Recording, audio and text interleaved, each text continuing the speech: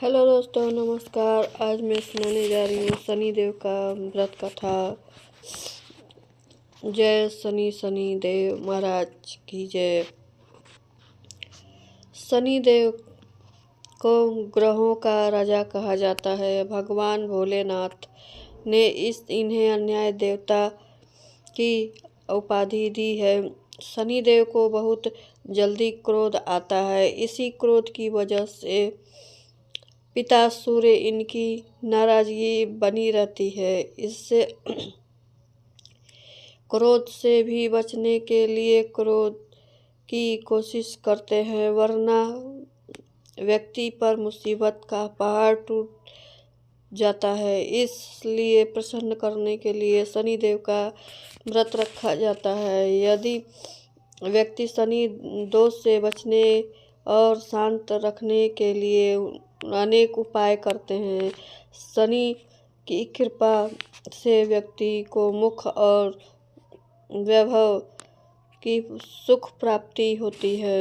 जो लोग शनिदेव का व्रत करते हैं और उनकी पूजा के समय शनिदेव व्रत कथा का श्रवण करते हैं, उनका व्रत फलदायक होता है। एक बार सभी 9 ग्रहों में से सूर्य, चंद्र, मंगल, बुध, बृहस्पति, शुक्र, शनि, राहु, केतु और में से बहस हो गई।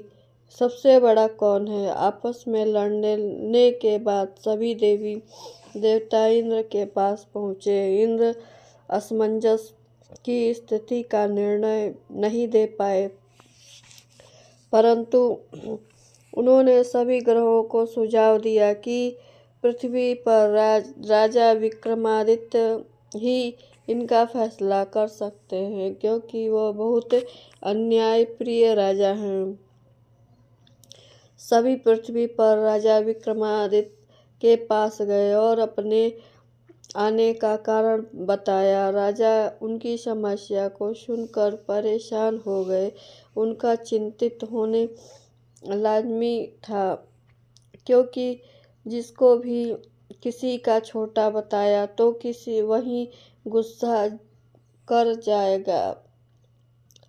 राजा ने काफी सोच विचार करने के बाद एक उपाय सोचा। उन्होंने पूर्णवर्ण, रजत, कश्य, पीतल, सीसा, रंगा, जस्ता, अभय और लोहा से 9 सिंहासन का निर्माण करवाया। उन्होंने उपयुक्त क्रम में ही रख दिया। सबसे निवेदन किया कि क्रमानुसार सिंहासन पर आसन ग्रहण करें। शर्त रखा गया कि जो अंतिम सिंहासन पर आसन ग्रहण करेगा वही सबसे छोटा माना जाएगा। उसी की वजह से शनिदेव सबसे बाद में आसन प्राप्त करे, इसी से छोटे कहलाए। क्रोध में आवेश में आकर शनिदेव ने सोचा कि राजा ने सब जानबूझकर किया है। कुपित होकर राजा ने कहा कि राजा, तू मुझे नहीं जानता है। सूर्य एक राशि में 1 महीने, चंद्रमा 2.25 दिन महीने, मंगल 1.5 महीना, बृहस्पति 13वां महीना, बुध, शुक्र 1 महीना विचरण करते हैं, लेकिन मैं 2.5 से 7.25 साल तक रहता हूँ। मैंने बड़े बड़े विनाश किए हैं। श्री राम के 7.5 आने पर उन्हें जंगल जंगल भटकना पड़ा और रावण की आने पर लंका को बंदरों की सेना पर परास्त होना पड़ा। क्रोध शनिदेव राजा ने कहा कि आप सावधान रहें, जरूरत है। इतना कहकर शनिदेव कुपित अवस्था में चले गए। समय गुजरता गया और कालचक्र पहिया घूमता हुआ राजा के 7.5 आ गई। तब शनिदेव घोड़े पर सौदागर बनकर राजा के राज्य में हो गए। इनके साथ अच्छे नस्ल के बहुत सारे घोड़े थे।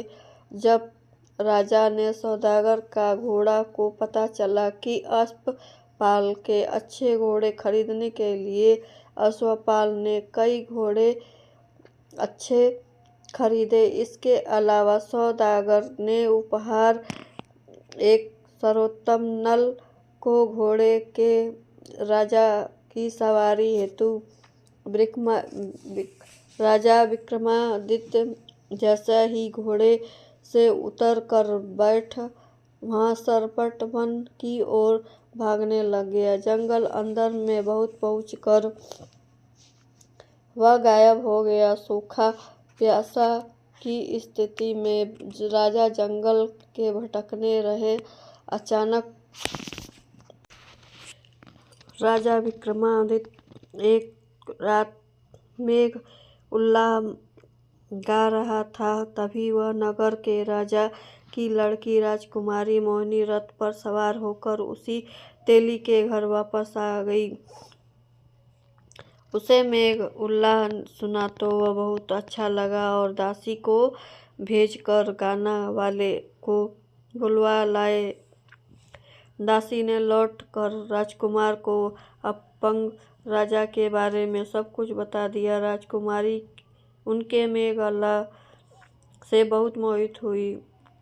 उसने सब कुछ जानकर अपंग राजा से विवाह करने का निश्चय ले लिया। राजकुमारी ने अपने माता पिता को सब बात बताई तो वह हैरान रह गए। रानी ने मोहिनी को समझाया, बेटा तेरे भाग में ही किसी राजा को रानी होने ना लिखा है, फिर तू उस अपंग से विवाह करने अपने पांव पर कुल्हाड़ी क्यों मार रही है।